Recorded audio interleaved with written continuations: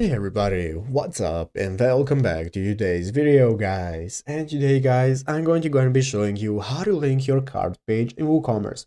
This is a very simple thing to do, so make sure to watch this quick and easy video to the very end and follow my steps correctly so you can make sure that this works the same for you and you can do this yourself.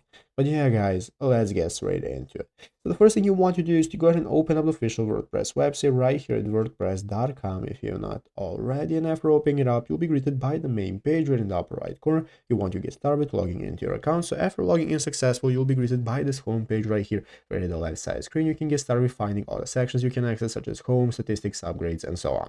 So let's go ahead and take a look at how we can get started with managing our WooCommerce store and linking the cart page. What we want to do first is open up the WooCommerce option right here at the left side screen. That's going to enable us to open up a new store if you do not already have one. If you have one, it's just going to enable you to manage your store, your settings, and so on. So this is what we want to do. Basically, it works the same for your WooCommerce store as well for your WordPress website. You want to link the cart page by going into the pages option right here, and this is going to enable you to take a look at all the pages that you have. So what you want to do guys is go ahead and add your new cart page if you have not already, and this is going to enable you to start linking it. So you want to go into the customization option. Here we can find appearance and then into editor mode, and by clicking editor mode, it's going to enable us to get started with adding our navigation that we want to use. So as you can see, that editor mode looks like this, and you can click navigation right here. That's going to enable you to add a menu while the navigation option you have. So click edit and get started with adding all your navigations. You can add your cart option right here to the menu at the top of the screen by clicking the option right here to edit the menu and adding any page you want. And it's easy as that. That's how to link your cart. So I hope this video was helpful.